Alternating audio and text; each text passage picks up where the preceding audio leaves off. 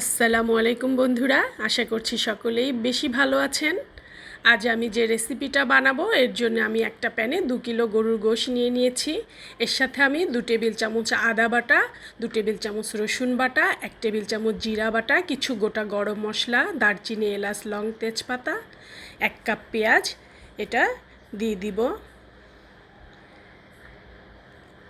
এখানে আমার 2 টেবিল চামচ মরিচ গুঁড়ো, 2 টেবিল চামচ ধনে গুঁড়ো, 1 টেবিল চামচ হলুদ, 1 চা চামচ গরম মশলার গুঁড়ো, 1 টেবিল চামচ লবণ, আধা কাপ টক দই, আধা কাপ তেল দিয়ে ভালো করে মাখিয়ে এটাকে আধা ঘন্টার জন্য এক সাইডে রেখে দিব। এখন একটা প্যানে আধা কাপ তেল দিব, এর সাথে আধা কাপ পেঁয়াজ অ্যাড করে ভালো করে নেড়েচেড়ে বাদামি করে ভেজে নিব। এবার মাখানো গোশগুলো আমি ছেড়ে দিব, ঢাকনা দিয়ে ঢেকে দিব। ঢাকনা তুলে ভালো করে নেড়েচেড়ে কষিয়ে নিব। এভাবে আমি কয়েকবার ঢাকনা দিয়ে ঢেকে ঢেকে এটাকে ঢাকনা তুলে নেড়েচেড়ে কষিয়ে নিয়েছি।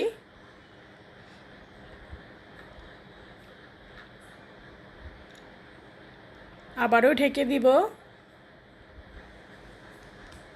এবার আমি 2 কাপ গরম পানি এর মধ্যে দিয়ে দিয়েছি যাতে এটা ভালো মতো সিদ্ধ হয়। পানি কমে গেছে। এবার 2 টেবিল চামচ টমেটো সস এর মধ্যে দিয়ে দিব, এতে করে গোশের টেস্টটা ভালো হবে। ভালো করে এটাকে নেড়েচেড়ে মিশিয়ে নিব।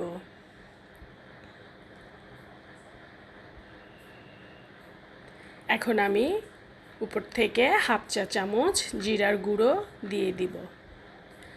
দমে বসিয়ে রাখবো। হয়ে গেল আমার মজাদার বিফ ভুনা।